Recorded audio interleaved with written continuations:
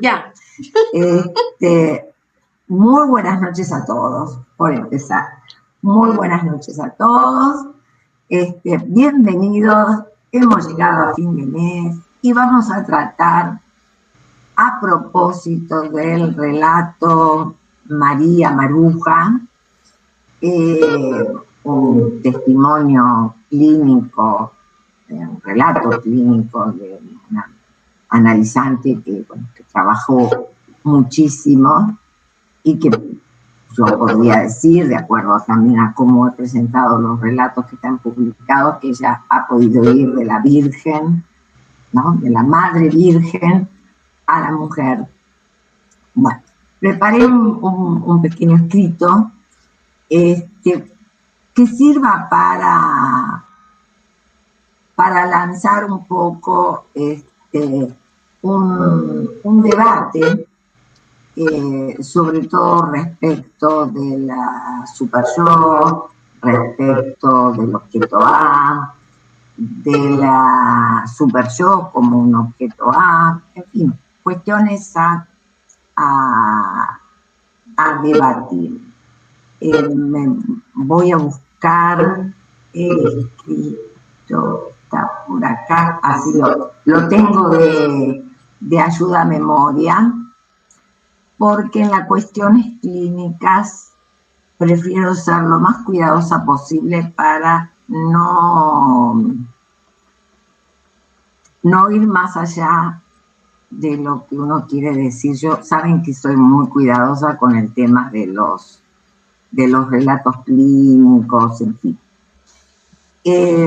Me voy a referir, para hablar de super yo,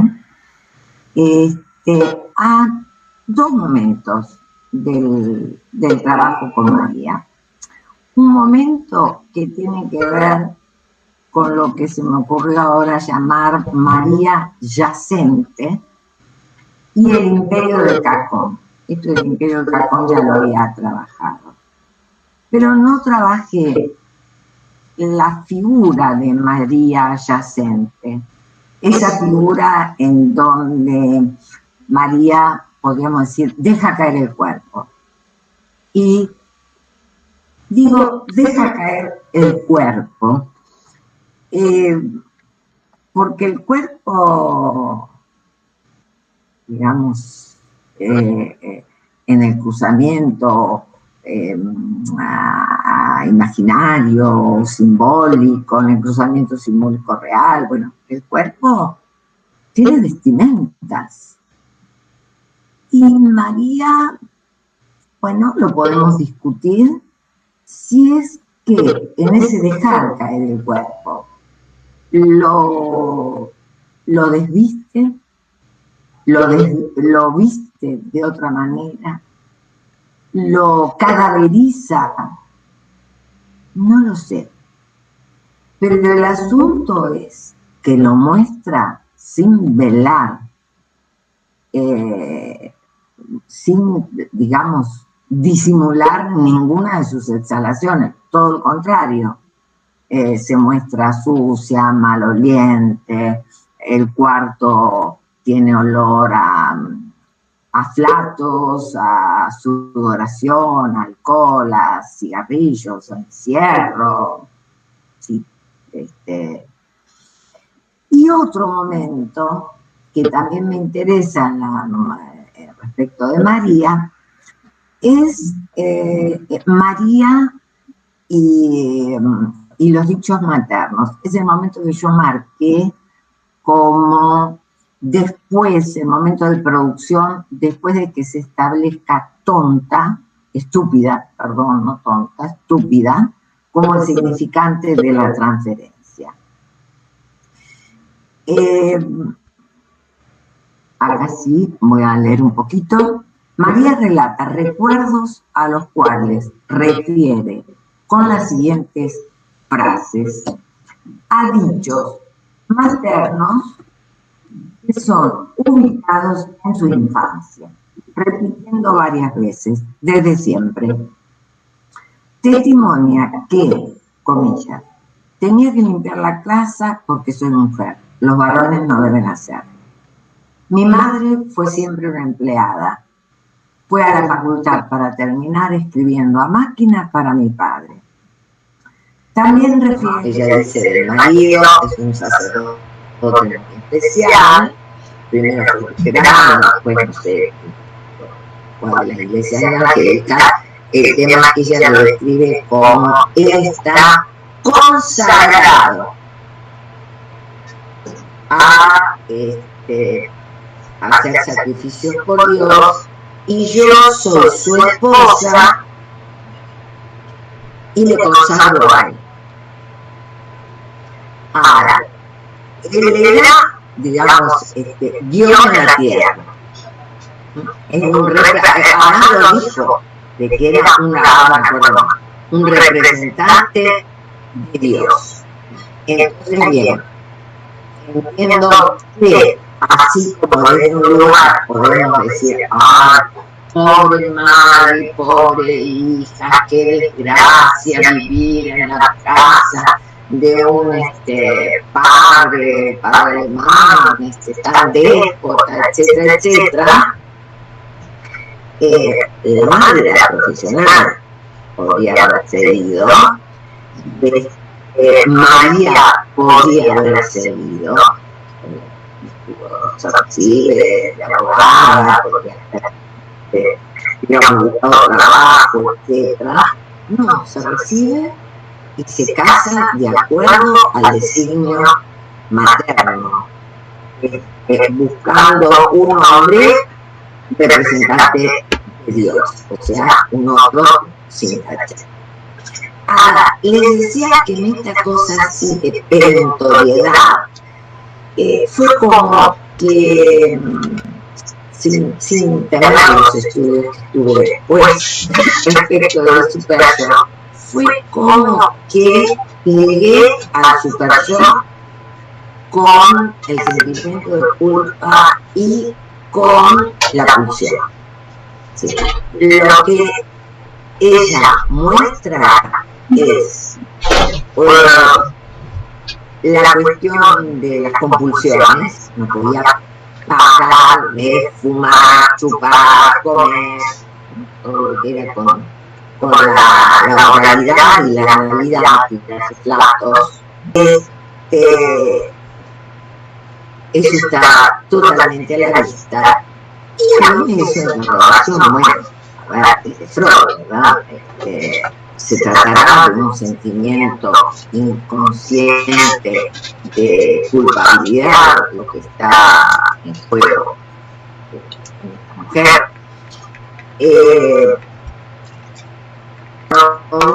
Si esas voces que ella adjudica a frases, ¿verdad? La voz de mi madre, pero tiene muy clarito lo que describe, no hace pensar en una voz alucinatoria, sino que él toma un decirle la cara después, ¿no? Que son las voces comando, que se presentan muchas veces en las neurosas sorpresivas. También otra cuestión que pensé fue la colocación de la pulsión invocante. En su estatuto bien áfono, pero es decir, lo que se me hizo patente fue que esa compulsión algo tenía que ver con esas frases, esa voz materna, y que esa compulsión era una pulsión que, digamos, que estaba sin límite, que se desbocaba y que terminaba siendo letal. Vimos los efectos de la indignidad. Este testimonio obviamente nos sirve para examinar una diversidad de presentaciones del imperativo supersónico. En esta ocasión considero que es importante indagar las consecuencias que se extraen, por ejemplo, a nivel del cuerpo. del hecho de considerar que la super yo imprime en el ser hablante, Lacan dice, un sello en relación con la lana, como que la lana tiene un sello en mi cuerpo y que eso está en relación a su persona. Respecto de Freud, ya hemos visto super yo, hasta como culpa muda en la hemos visto super yo, el complejo de Edipo y el sepultamiento del complejo de Edipo.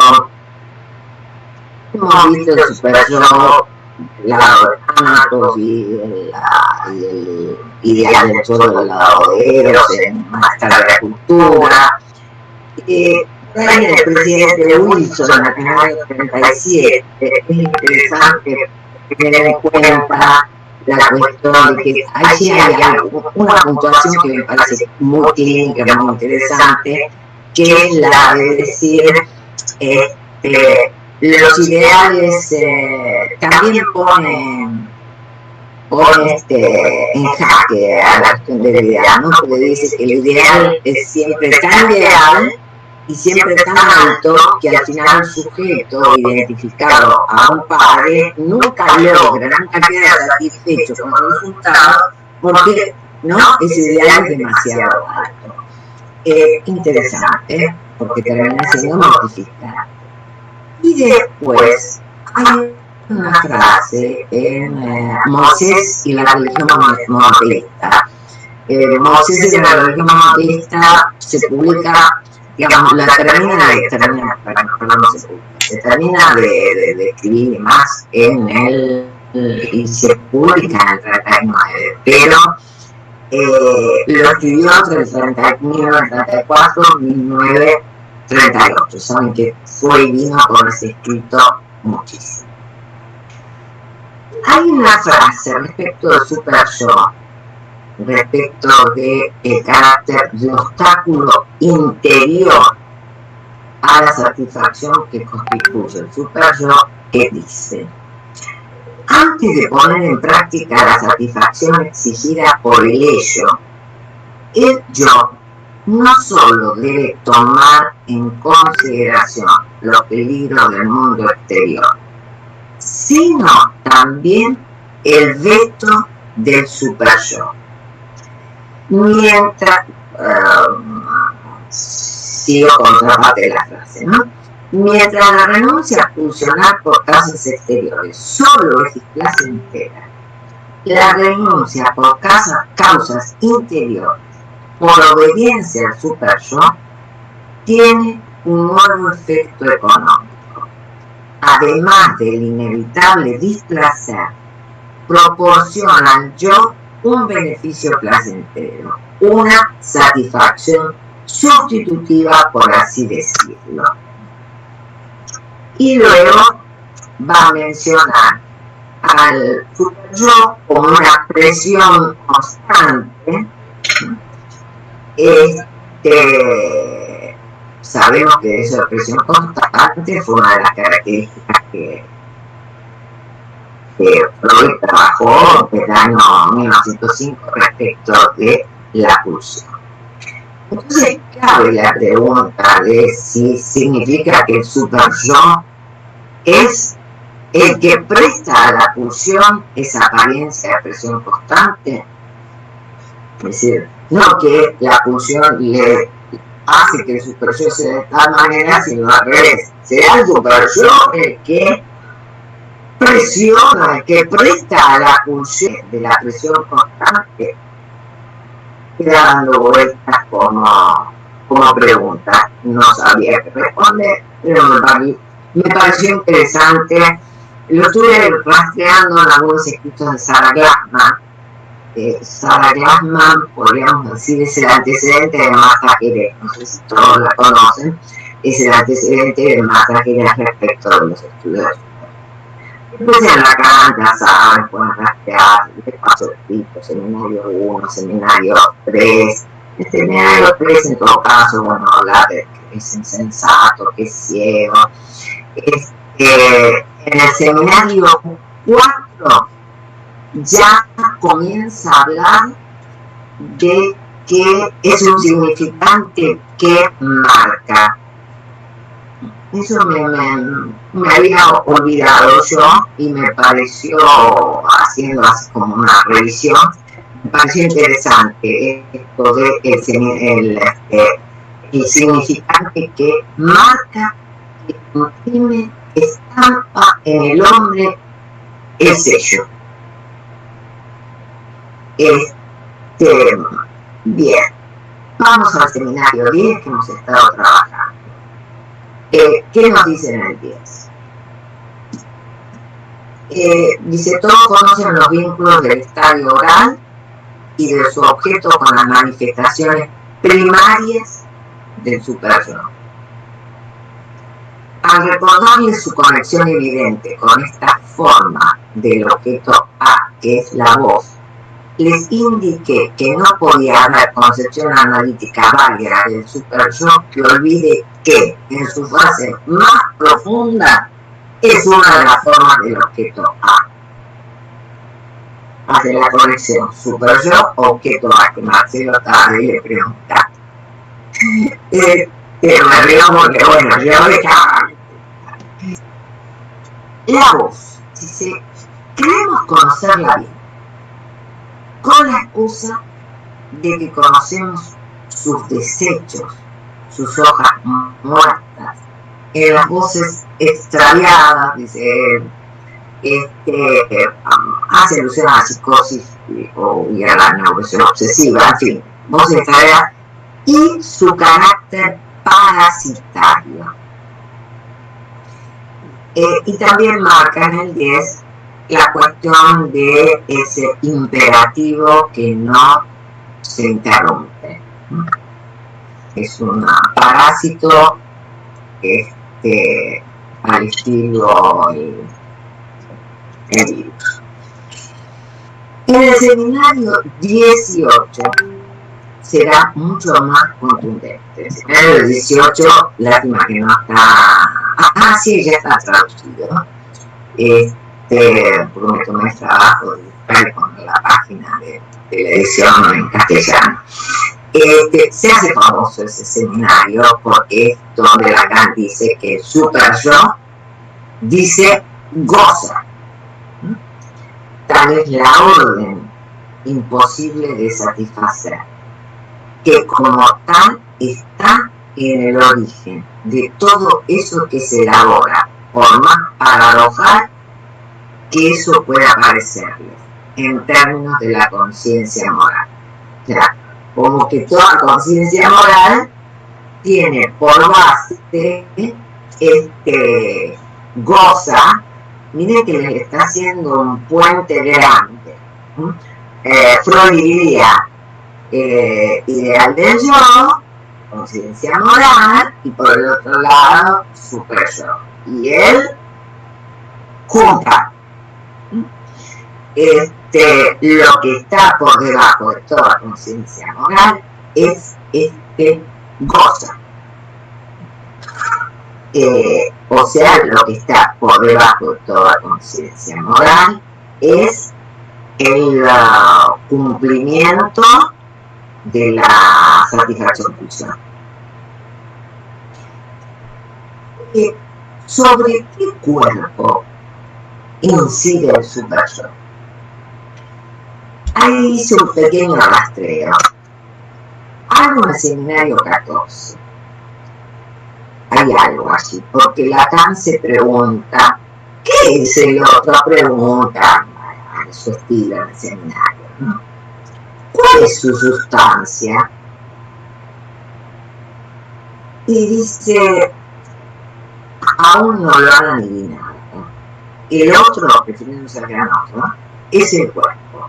Eso es en la clase del 10 de mayo del 67. Y en la clase que sigue, dice, el cuerpo mismo es originalmente lugar del otro, con mayúscula, puesto que ahí desde el origen se escribe la marca en tanto significata.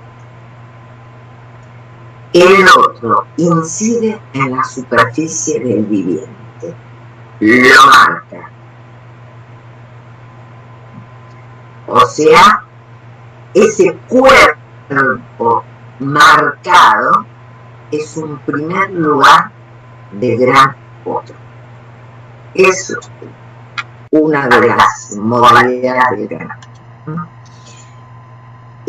A su vez, si tomamos los planteos de Lacan, que propone la noción que hace trauma e incorpora los afectos al cuerpo, entendemos que el encuentro del viviente con la lango, con esas resonancias de las voces, introduce el goce en el organismo,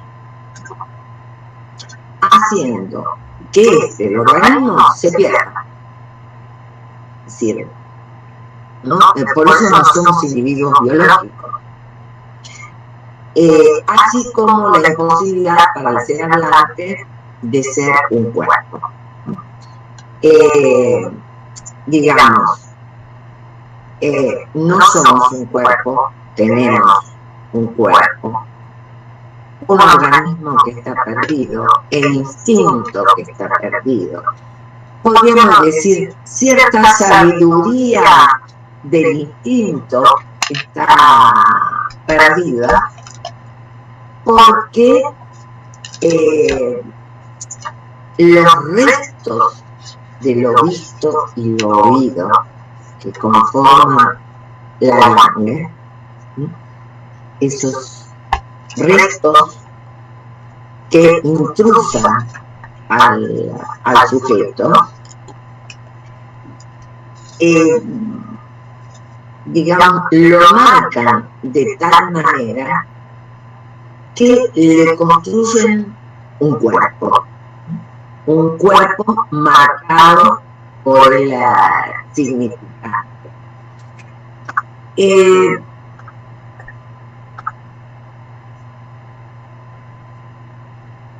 O sea, que lo que podemos pensar es que no hay cuerpo desde el inicio, sino que el cuerpo se construye.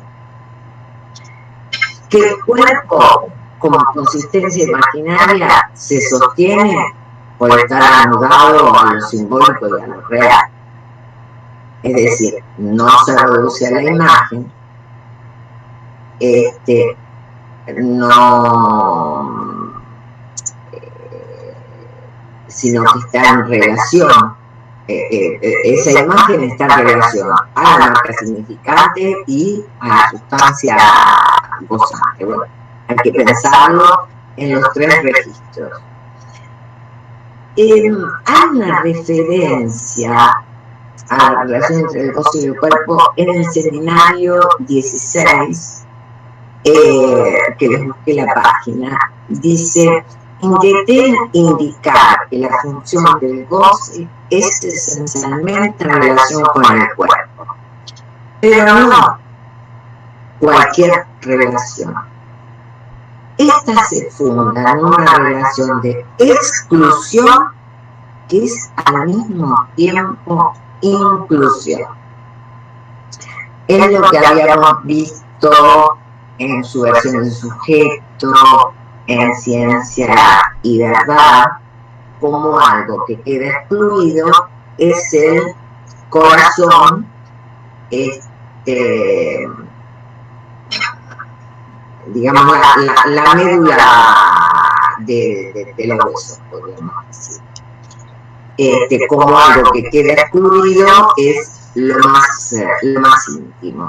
Y esta metáfora viene desde Freud, no es lacaniana. Más allá del principio del placer está esta metáfora respecto de la embriología, de los modos de repetición y de su metáfora embriológica. La buscan en el, creo que capítulo 4.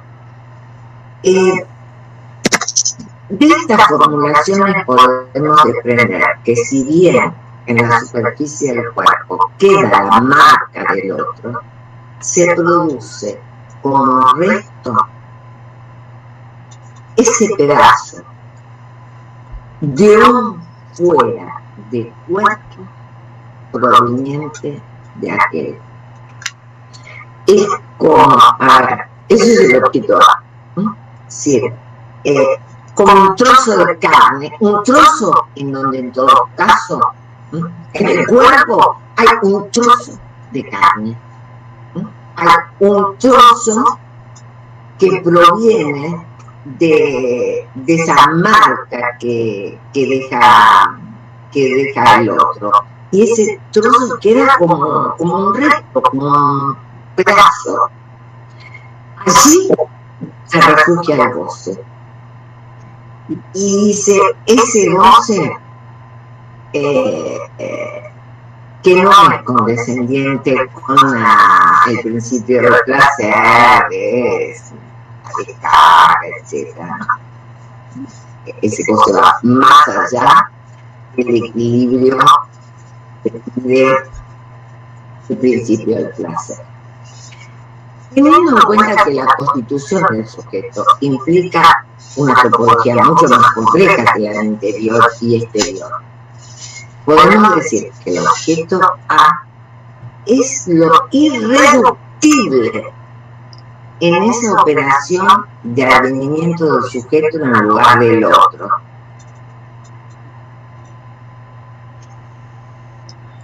Y del otro en el lugar del cuerpo. El goce se articula al otro, siempre estoy hablando con el otro con mayúscula, por medio de lo que resta de la operación, del objeto. El cuerpo es tomado por el otro como objeto, por ejemplo, objeto de su voz.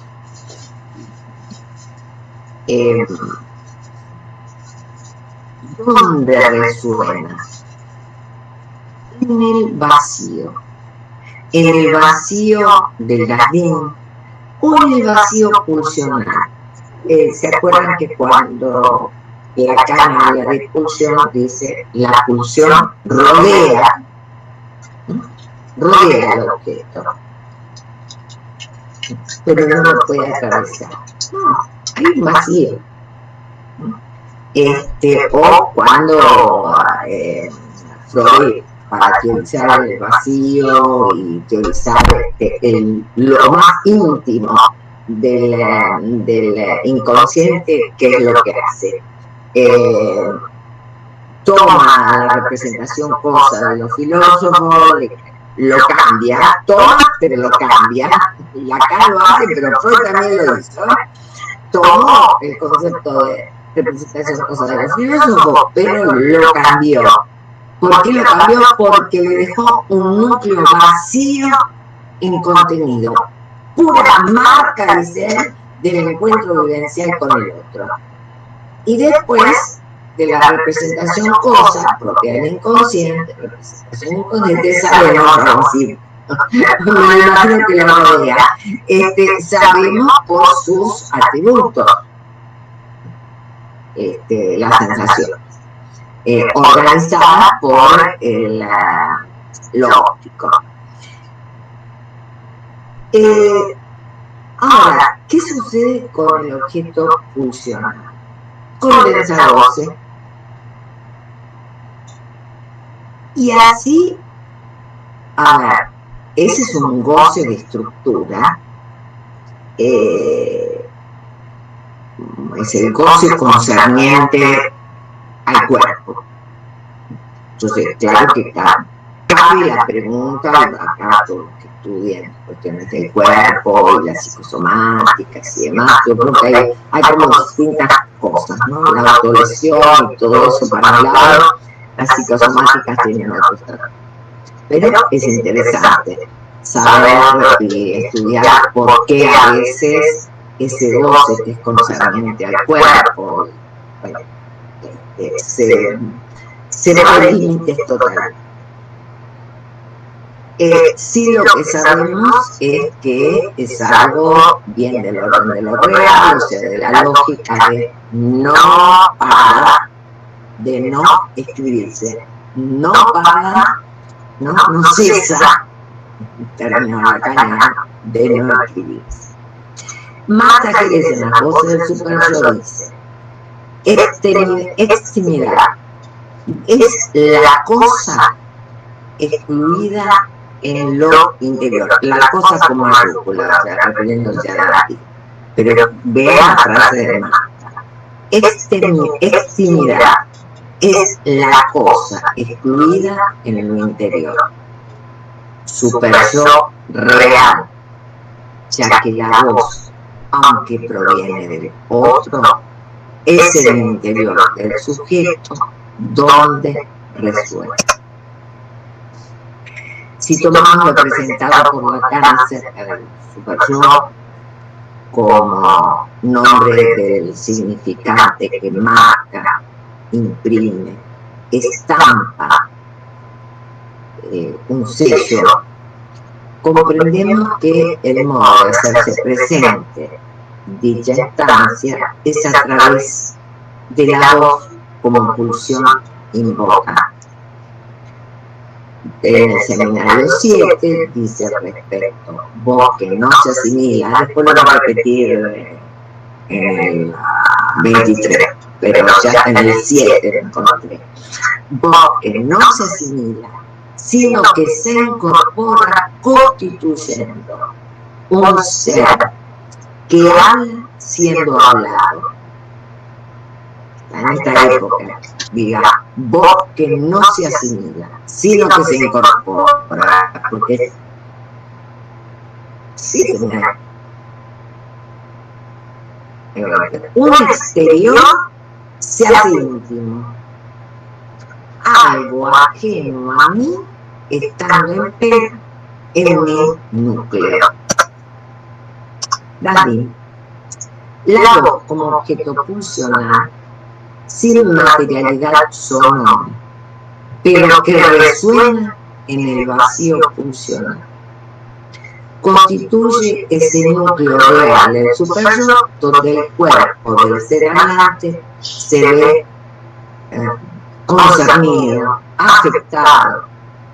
Constituye así un punto de goce presente en todo el ser hablante, que escapa a la regulación fálica, en tanto da cuenta de un goce imposible de ser capturado en su totalidad por el nombre del Padre, y que estaría más articulado al deseo de la Madre como capricho sin ley.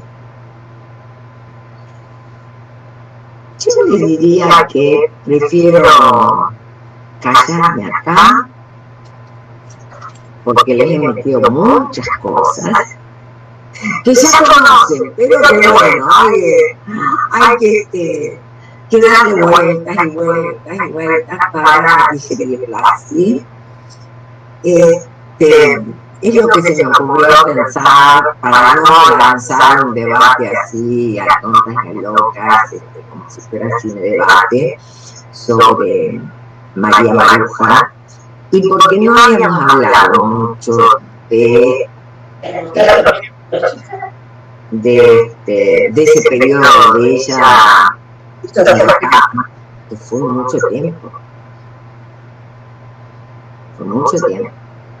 pero más de 2 años.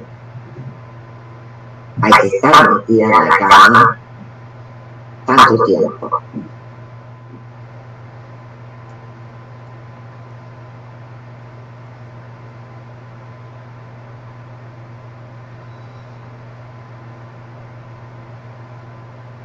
Ahora sí me cierra mucho más, cuando trabajo cosas así de la cama me cierra mucho más. Pues me vuelve a la cabeza esto que dice en el seminario 11, ¿no? De que a la muda hay que hacer hablar. Porque entiendo que respecto de la langue, de esa relación con la langue, de esa marca en el cuerpo, estamos mudos. Las más de las veces estamos mudos. Lo que podemos en el análisis es hablar, inventar, rodear.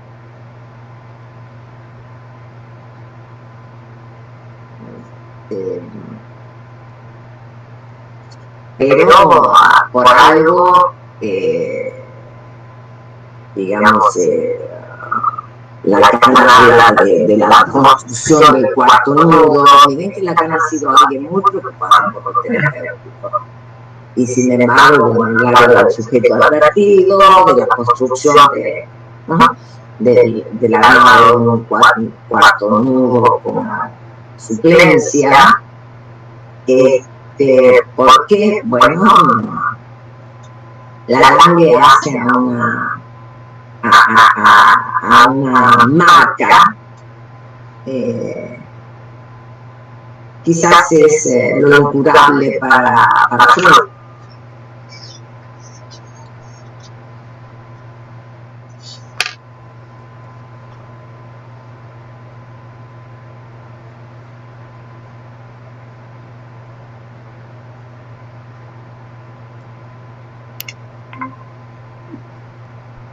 Hola.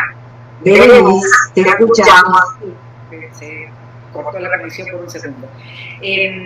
Buenas tardes a todos. Me quedé pensando que desde la primera vez que tú presentaste el caso de María Maruja, resultaba como impactante cómo comienza a hablar y lo que se produce después. Uno esperaría que eso es lo que puede ocurrir, resultado de un análisis, pero cuando tú ahora hablas de este objeto A en relación al superyo, cómo puede ser precisamente esta presión constante para que salga allí con lo funcional, y lo que se escucha eran como estas palabras no muy articuladas en un primer momento, pero tú además alcanzaste a percibir los olores, su vestimenta, su desarreglo, que en una terapéutica que no tome en cuenta estas cuestiones, pues se ubicaría nada más como una persona que no tiene cuidados de sí, ¿no? La psiquiatría diría eso. Sí, eso, ¿no? Justo porque además antes estuvo en este espacio psiquiátrico, ¿no? Bueno, sí. Referencia. Pero si eso se lo alcanza a escuchar como de este lado de las marcas en el cuerpo, del goce materno o de la LAC, como lo mencionas así explícitamente, entonces adquiere otra dimensión, que eso que tú logras escuchar, identificar, percibir, ¿no? Incluso desde los sentidos, es algo que no ha podido articularse en palabra y que a lo mejor no lo logrará del todo, ¿no? Porque si no, entonces uno podría pensar que sí, todo puede pasar a lo simbólico, pues sabemos que hay un toque, ¿no? Entonces, bueno, me parece que ahora que tú traes a colación estos dos conceptos, ¿no? Superyo y objeto A y la pues sí, son estos significantes originarios que de alguna manera le permitieron a ella moverse como se movió en este primer matrimonio, y luego a partir de ya hacer un trabajo de recorrido de estos significantes, bueno, convertirse en una mujer otra, ¿no?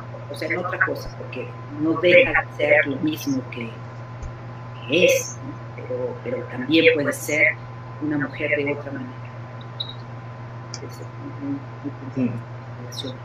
Desde tu perspectiva. Gracias. Sí.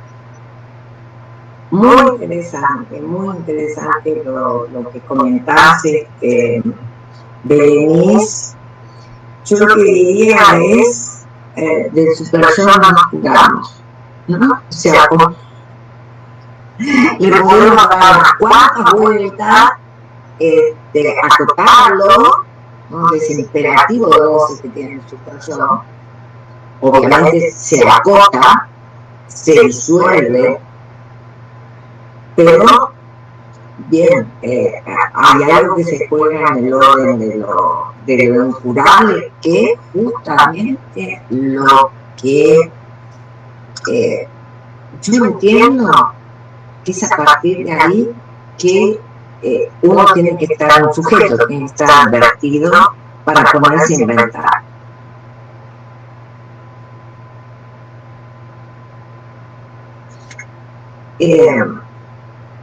Sí, de ahí tu título, ¿no? De la reinvención de una mujer, que además es permanente. Es permanente.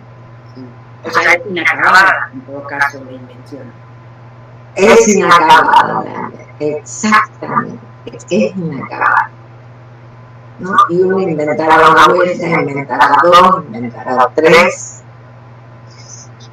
Ahora, ella misma descubre que tiene que andar inventando. Y María, hay un momento en que lo dice: yo ando de invento en invento. Las mujeres son muy rápidas, las otras son muy rápidas. Yo ando de invento en invento. Que era cuando se le dio, podía hacer el curso de maquillaje, podía hacer el curso de, ¿cómo es?, de modelo, para aprender a caminar y aprender a pararse, qué sé yo, bueno, y después de gimnasia no sé cuánto, y ella andaba de invento en invento. Y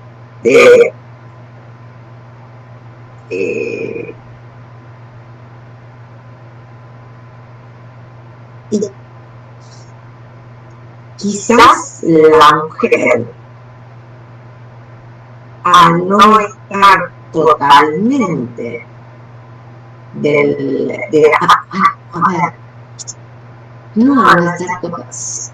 al no quedar acotada totalmente por la vida fálica, necesite estar inventándose.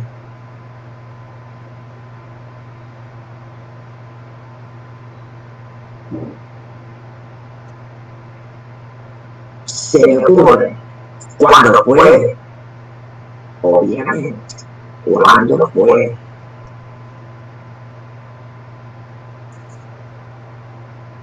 O no sé,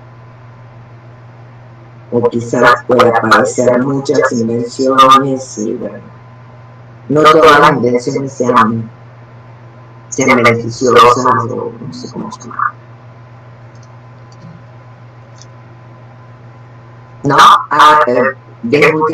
sí, incluso después de cada invención, desde el lado de la histeria aparece la insatisfacción porque esa invención no es la mejor, ¿no? Entonces, a la vuelta. Buenísimo, sí señor, claro, claro. Eso es lo propio de la histeria. Y ese es cierto motor en la histeria.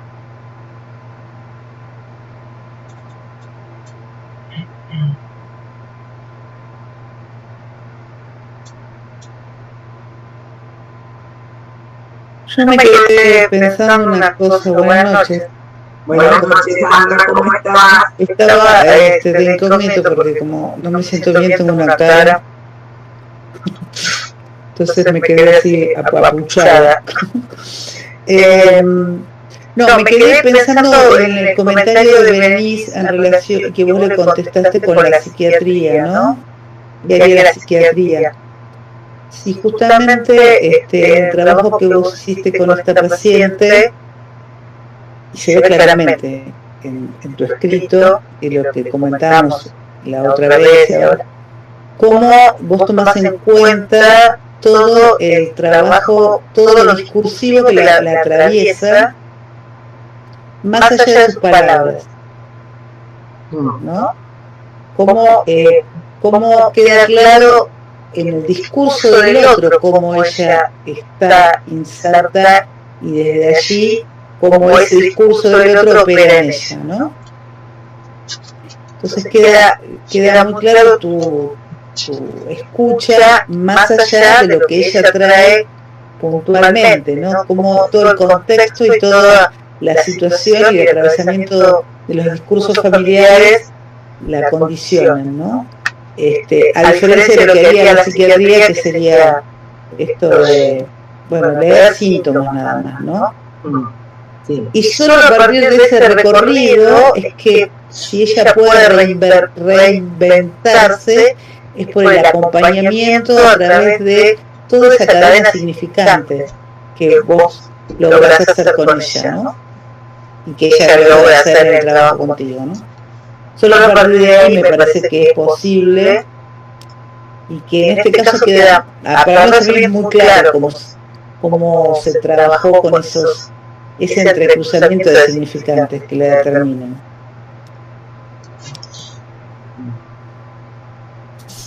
Sí, yo entiendo que estás tomando un punto muy interesante y es que el discurso no solamente son las palabras habladas, por así decirlo. Fíjate que cuando se trabajaba presencial,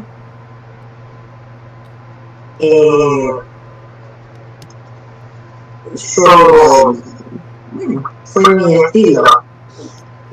Siempre puse mi sillón, no totalmente detrás como aparece en el consultorio de Freud, sino oblicuo, diagonal, cosa de estar detrás del paciente, pero poderlo ver sus gestos, los gestos de la cara, lo que hace con el cuerpo más o menos una vez está esa, pero los gestos de la cara no.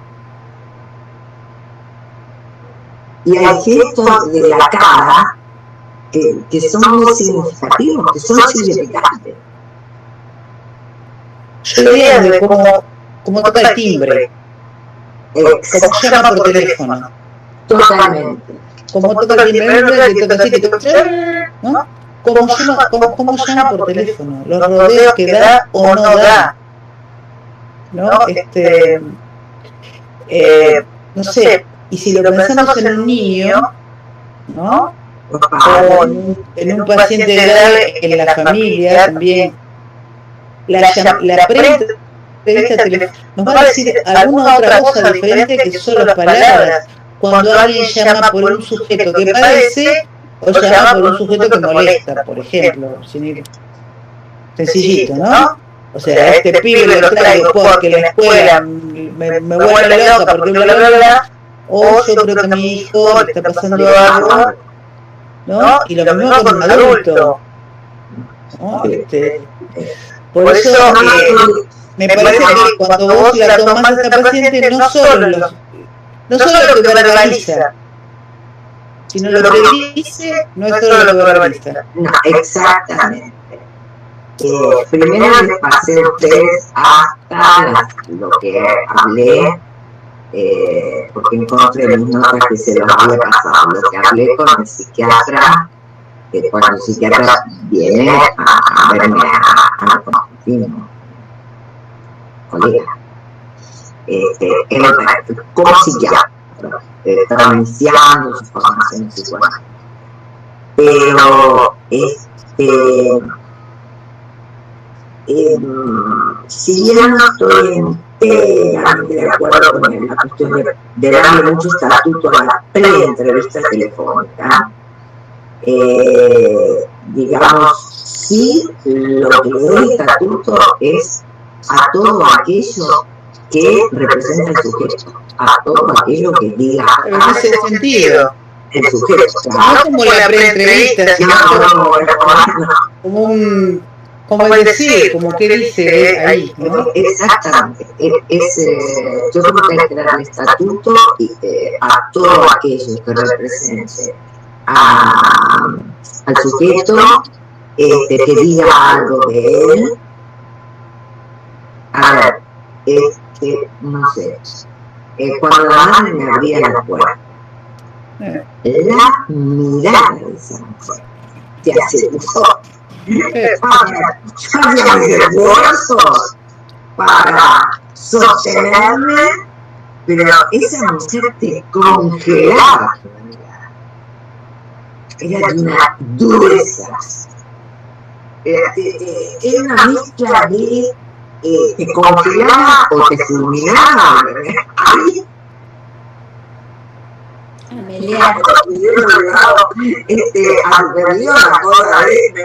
No, porque además lo siente en el cuerpo. Uno como analista lo siente en el cuerpo. Y eso también es un signo de algo, significa algo. Claro, que los niños han soportado. Claro, totalmente. Se siente en el cuerpo eso, sí. Y es interesante en tu caso en este punto, como vos tomas todo.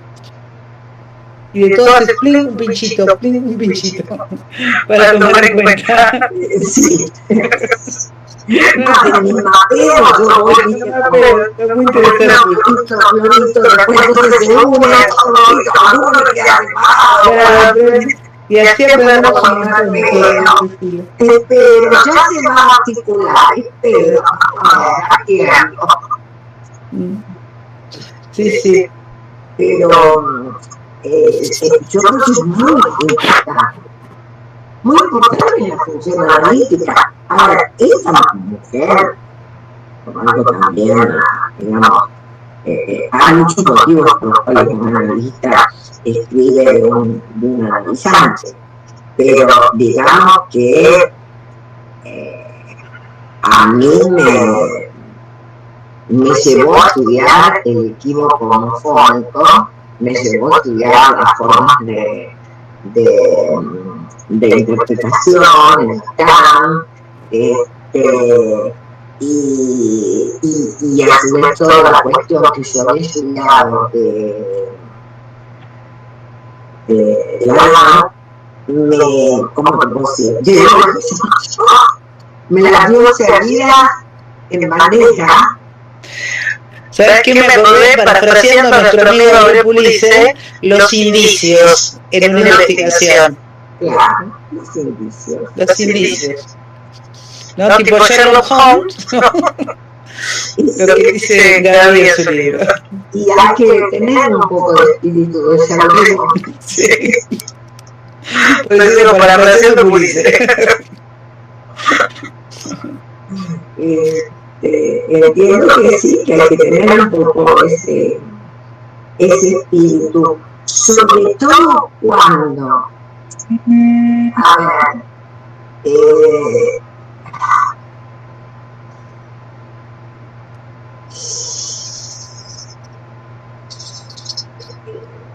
me resultó a mí más claro la obra de Lacan, o quizás porque a ver, yo tuve un poco de formación freudiana, después mucha formación lacaniana, y ahí vuelvo. Entonces me resultó más claro de Lacan la cuestión del valor del afecto. Pareciera ser que para Lacan es todo simbólico, no. Lacan le da un valor al afecto muy grande, un valor a ese afectarse, que no encuentra palabras. Y realmente sí hay que tener espíritu de Sherlock Holmes, y entonces uno va buscando todo y yo escuchando todo, y además paciencia.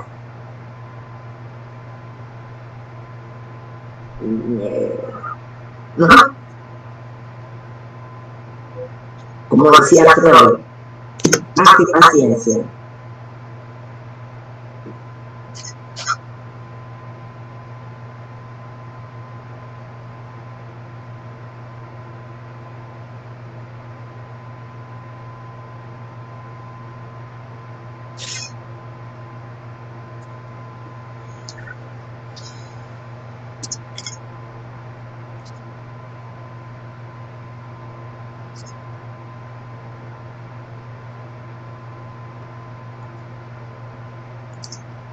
Lo que no pude,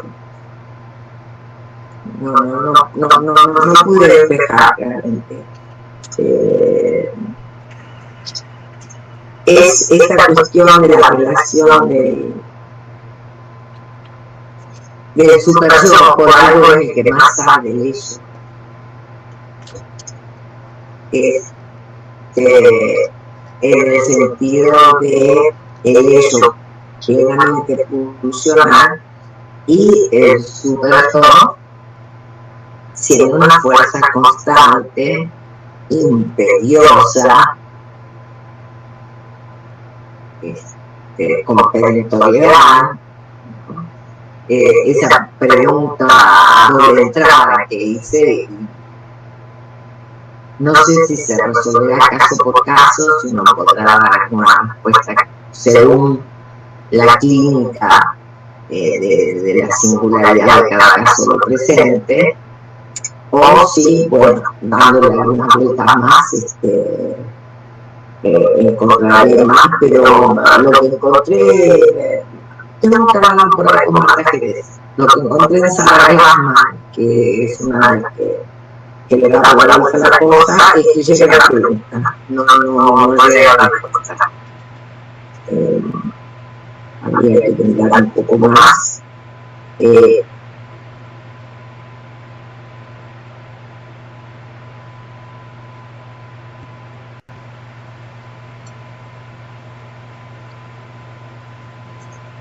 María. Sí. Bueno, sí, justamente ahorita que dices tú de la relación con el super yo, de qué fuerte, porque justamente esos imperativos que marcan a este sujeto van a configurar la estructura justamente que tiene de personalidad. Y bueno, justamente en esa parte que tiene esa fuerza, esos imperativos que de alguna manera va constituyendo ese goce, y que aún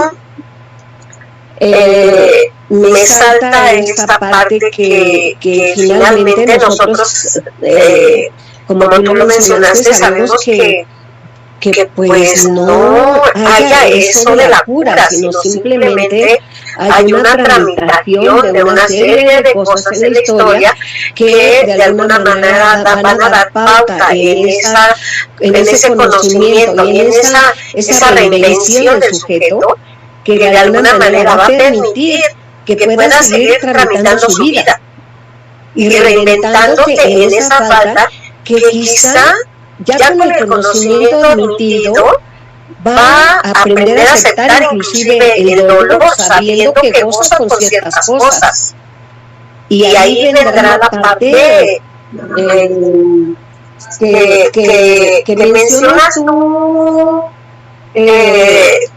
tan bonita, que viene de la parte esa de la advertencia, o sea, está advertido. Pero una advertencia que se va dando en el conocimiento a través del análisis, a través de lo que se va desmenuzando día con día. Sí, y en el conocimiento, pero en un conocimiento particular, porque es en el aquí y ahora de la transferencia, o sea, es desarrollado el amor de transferencia.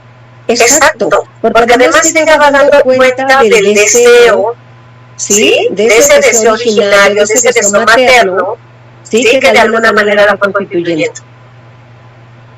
Conocimiento que obviamente va adquiriendo a lo largo del análisis, que justamente por eso es tan bonito, ¿no?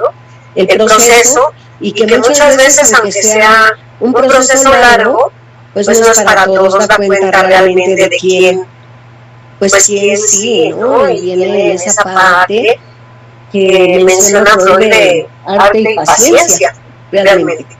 Sí. De ambas no solamente saber lo que debe decir, sino también arte y paciencia. Arte y paciencia. Arte y paciencia, sí, sí. Así es, por parte de ambos lados. De ambos lados, sí. Ahora, yo insisto con esto de, bueno, es un conocer que está mediado por un amor de transferencia que pivotea en el analista y que va a parar a un amor al saber. Justamente. Y ahí sí la posibilidad de la invención de otro destino.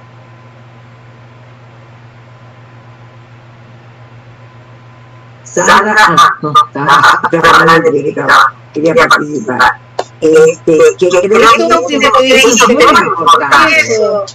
Amelia, repetí eso último que dijiste de la triangulación o superposición en relación a la transferencia. No, yo lo que dije es no solamente conocimiento, sino que era un conocimiento, sí, pero digamos como que era un saber sobre la transferencia, ¿sí? Era una producción de saber en transferencia, sobre la transferencia, y que primero le podía instaurar el amor de transferencia que pivotea sobre el analista para después pasar al amor analítico, al amor al saber, y que de ahí la posibilidad de la invención de otro destino y de inventar algo, como decía,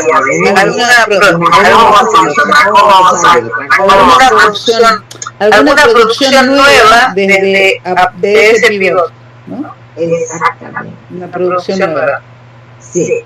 Que eso sería un sujeto nuevo en un punto, ¿no? Claro. Yo creo que sí. Con otra relación al goce. Sí, claro. Y en tanto otra relación al goce, es otro sujeto nuevo. Claro. Ahí lo estoy pensando en una paciente, por eso te paré. Es muy importante. Y hay que, a ver, Lacan termina sus últimos 10 años de enseñanza, digamos, ya no hablando de estructuras clínicas, sino de la relación al goce. Claro. Él decía, lo que tiene que ver es la relación con la estructura de saber en juego, y esa estructura de saber en juego es el goce. Claro. ¿Qué cambio? Uno se pone a partir de así,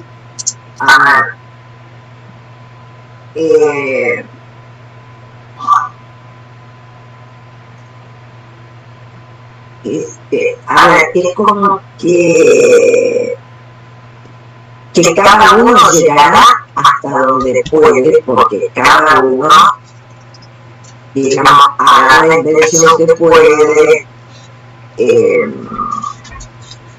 dar las vueltas que tenga que dar para acotar ese punto sin límite del goce materno.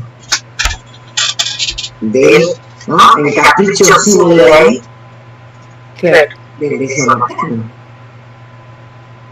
Qué vuelta tan maravillosa en relación a esto de la estructura clínica de Freud. ¿Qué?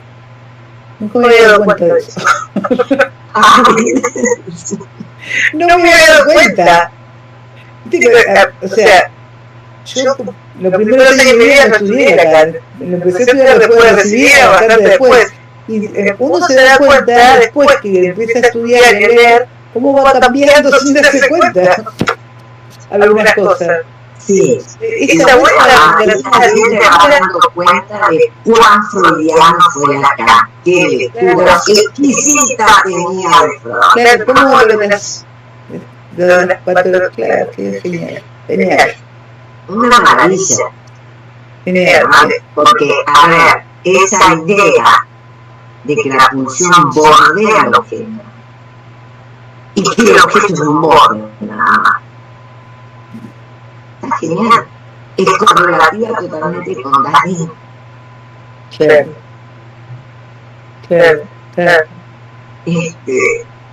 Sí, y cada vez que habla de objeto habla de Dani. Y bueno, uno hace el mapeo correlacionado con el qué bien, es muy interesante. Realmente fue un exégeta en la forma de leer a Freud.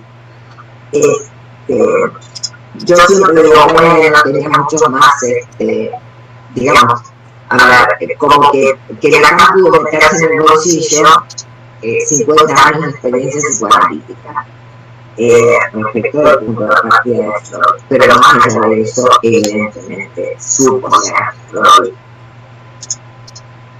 Pero Lacan supo a la letra.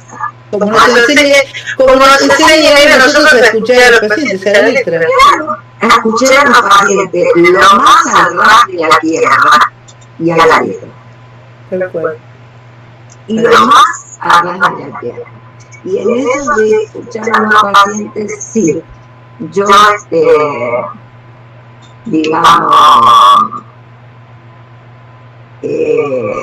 a ver, si un paciente, no sé, trae fotos y las quiere mostrar, yo dejo que las muestre. Hay algo ahí que quiere mostrar. Que yo no leo, a ver, quizás él lo trae porque, ay, mire qué parecida que soy de abuelita, o qué sé yo, no sé, trae cualquier cosa, ¿verdad? Pero uno ve en la foto un montón de cosas.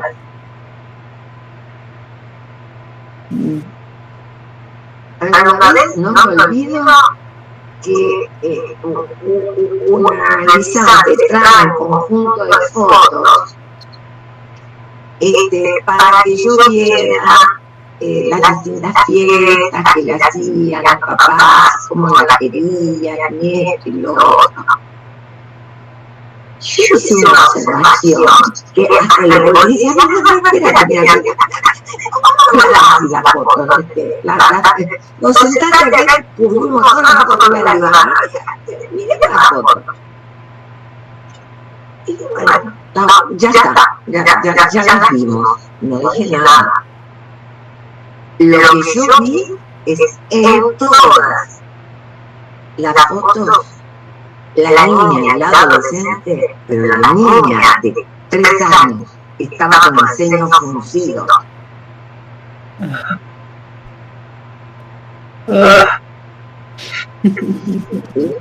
De chiquitita el ceño fruncido, el ceño fruncido. Una adolescente porque el culo a los 3 años, ¿qué pasaba? ¿Qué pasaba? En donde evidente que pues se salió a mucho tiempo, como no trajo poco tiempo de venir, yo no dije nada. Bueno, después había causales por los cuales era entendible que que no rechazaba la fiesta, por así decir. Porque lo que había traído como ejemplo de cómo la querían era cómo le festejaban el cumpleaños. Bueno, una historia ahí detrás. Como siempre, como todo humano tenemos historia detrás. Que seguro cuando la podemos contar, porque todos tenemos una historia. Lo terrible es cuando una parte de la historia tenemos que decir, no sé quiénes son mis abuelos, no sé quién me abandonaron, tiene otros nombres la historia.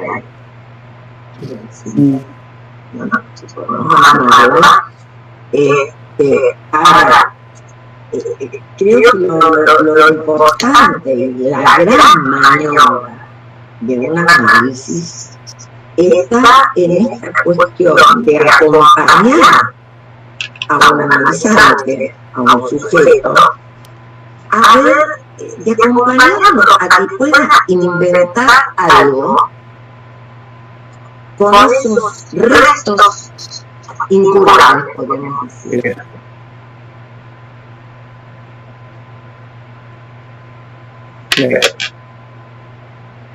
Y yo creo que esas son las cosas que uno tiene que ver de entrada para saber a dónde va. No es porque eso va a ser rápido, pero saber la dirección. La dirección de la vida. Es la dirección de la vida. Sí.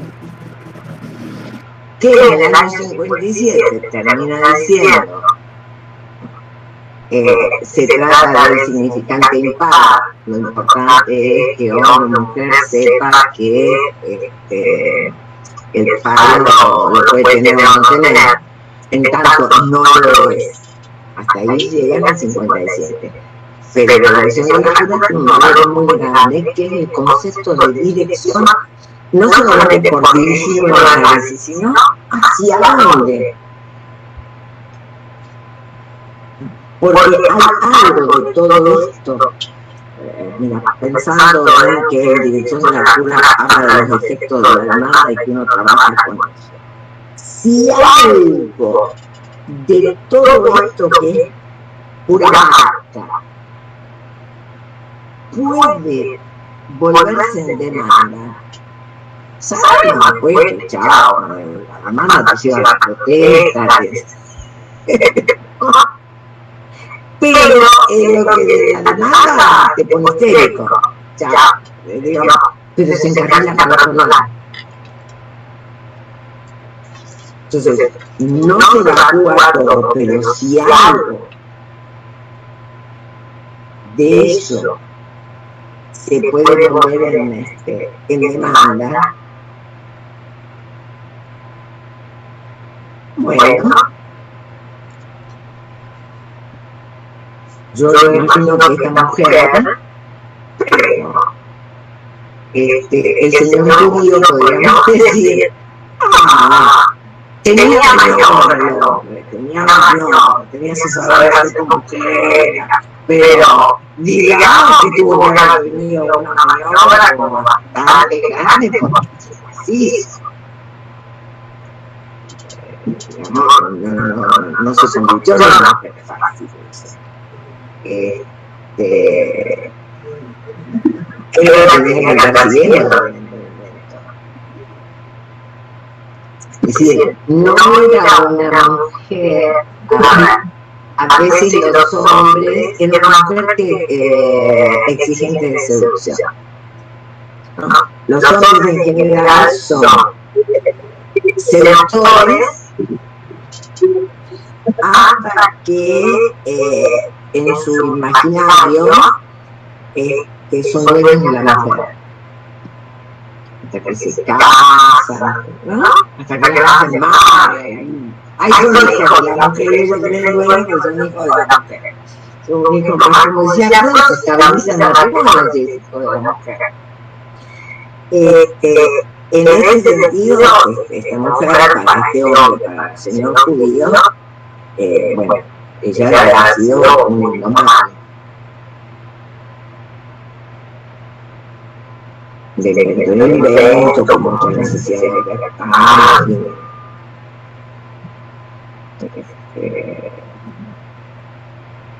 con su relación al palo interesante, porque trabajó muy bien. Sin embargo, con una relación de la castración, y esto ahora me lo estoy acordando porque me lo puso pensar con esto, me lo marcó Colbert. Pero miren esto que es interesante.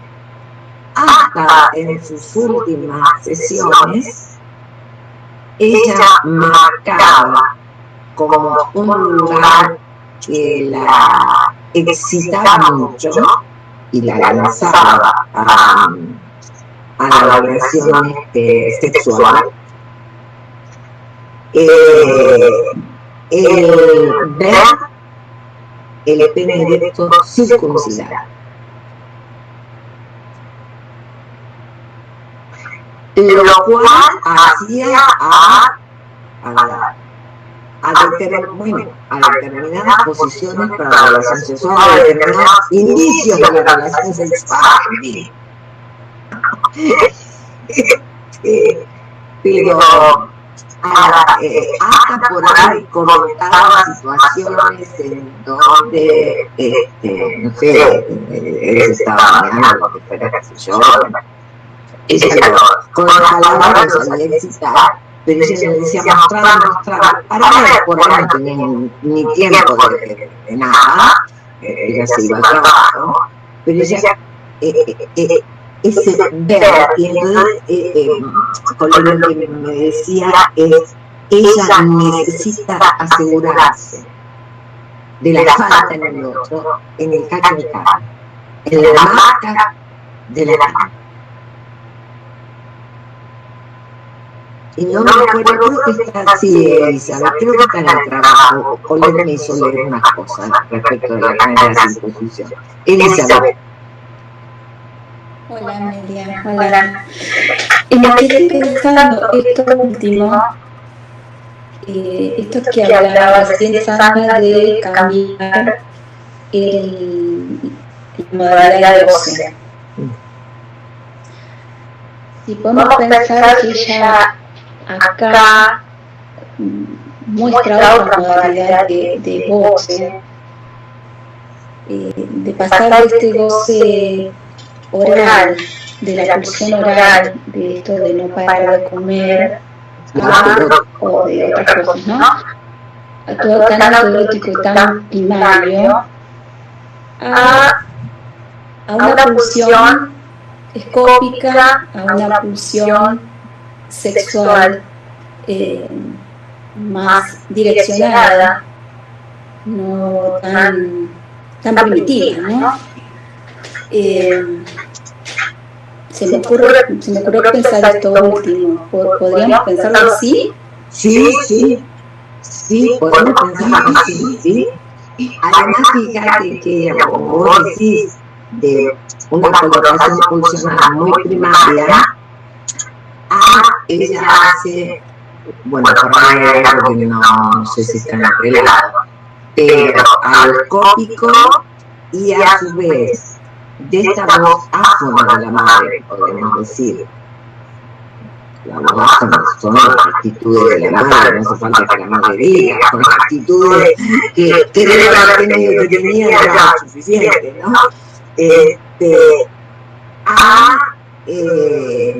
Le encantaba que él le cuchicheara en el oído. Ella llegaba a hablar con eso.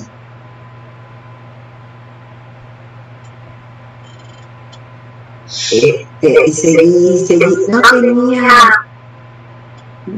no me acuerdo, pero me parece que no tenía ninguna palabra fija. Que lo que gustaba era que la chamullaba, como quien diría, que la hablaba.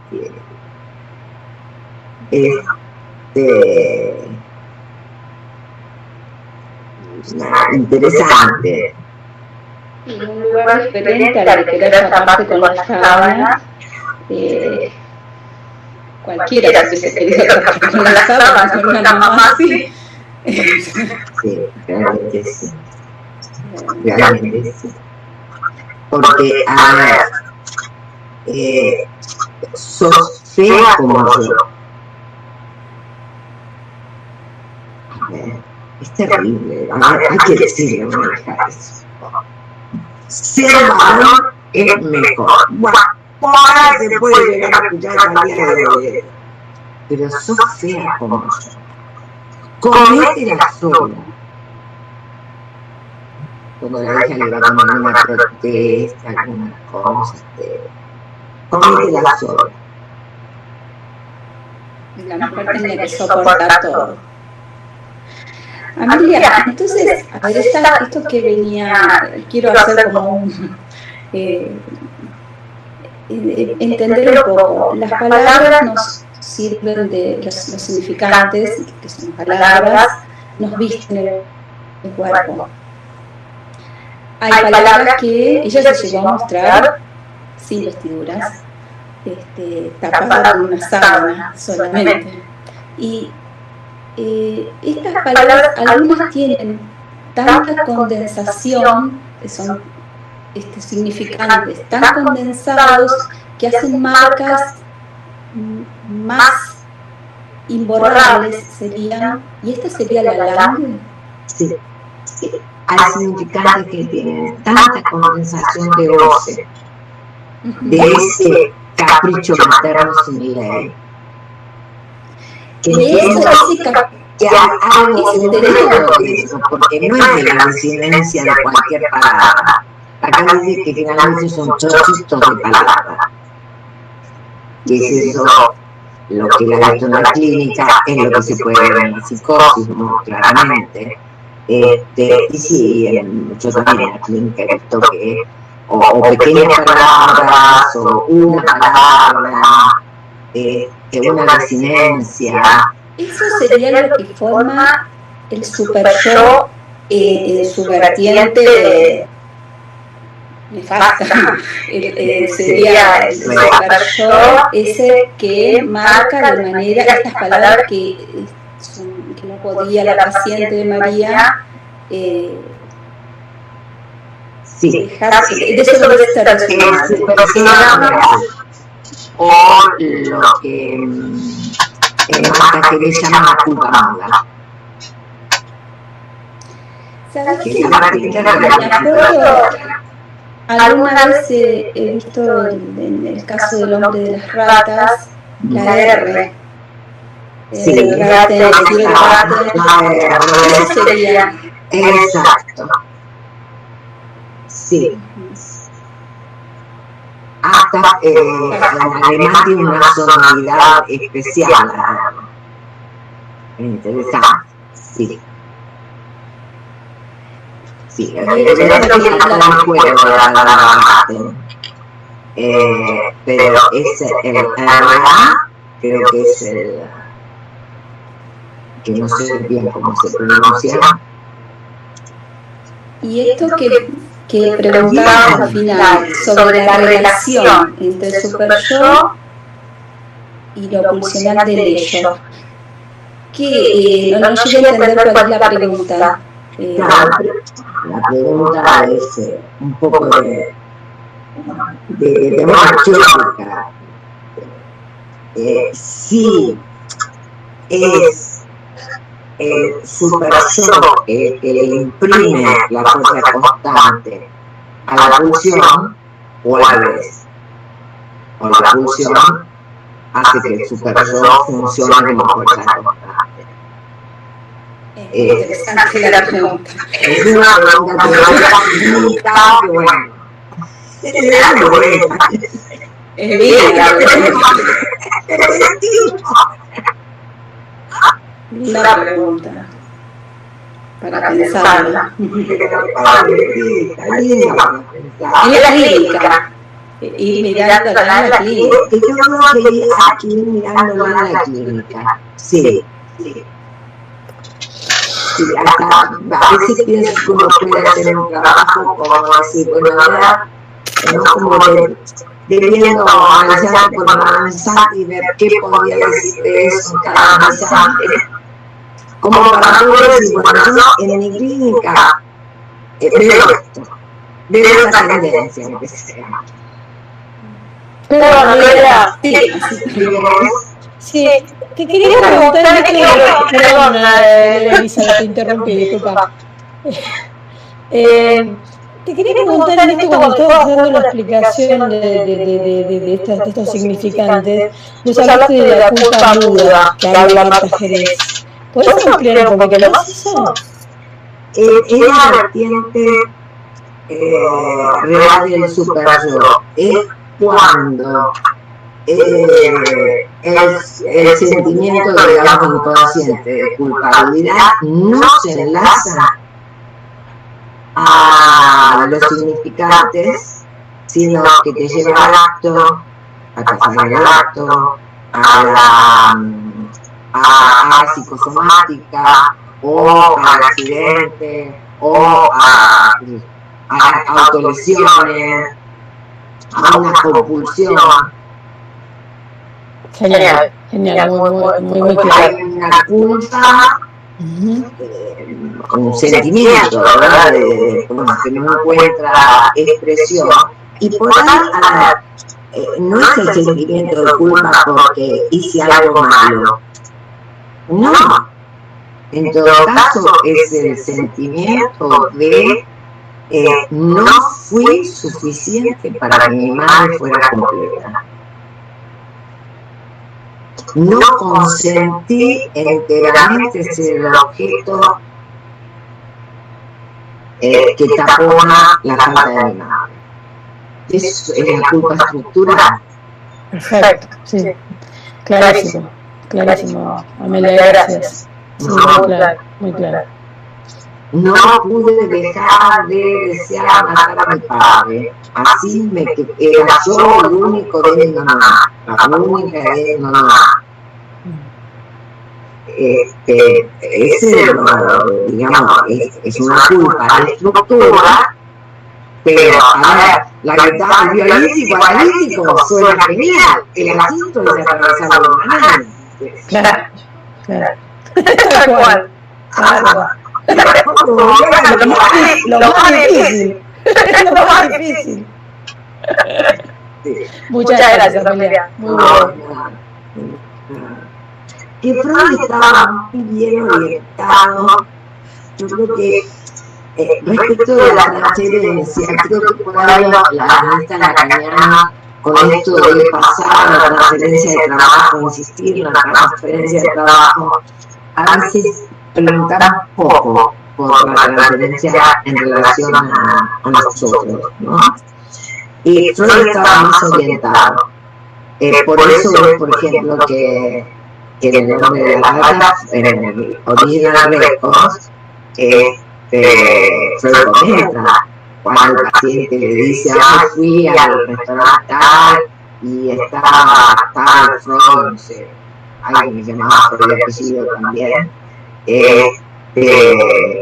y se fue sin pagar, el mozo lo persiguió, que vergüenza, qué sé yo, o cuando comimos dólares, y dicen, ¿por qué usted piensa en mí eso? Es decir, como que trabaja más la transferencia hacia él. Algo que hoy es como que yo entiendo que es una vertiente que hay que volvérsela a cuestionar, a volver a incluir.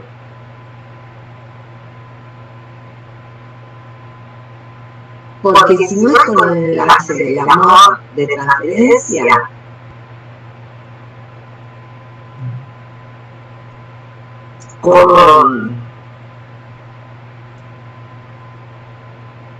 y obviamente, digamos, para el amor de transferencia también, yo le hago mucha crítica a veces a la analista lacaniana, ¿no?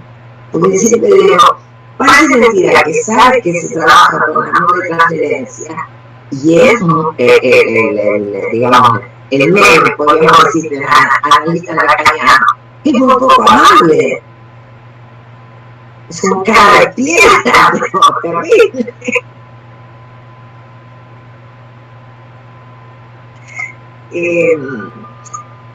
Cuando, bueno, hay que mostrar que se está dispuesto.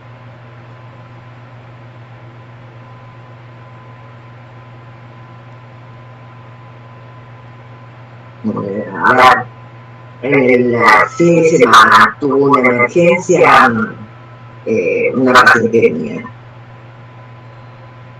Generalmente los fines de semana se enchufó, que va a meteo, mira películas y bueno, y los nietos pueden ocupar su lugar, como corresponde, porque me divierte ser abuela, obviamente. Para por ahí, ¿no? Ok.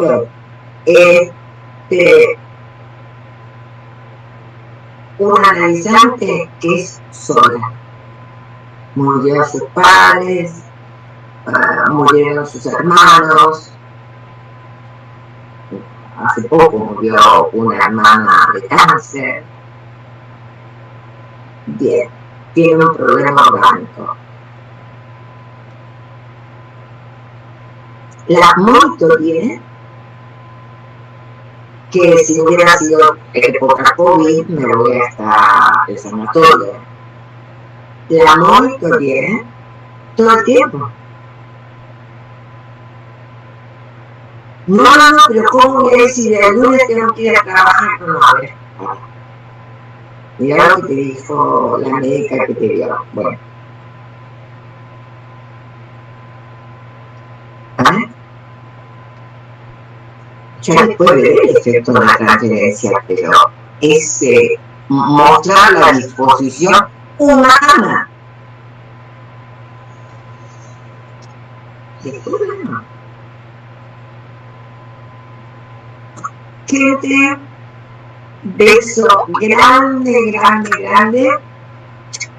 Creo que la mayoría nos encontramos el lunes.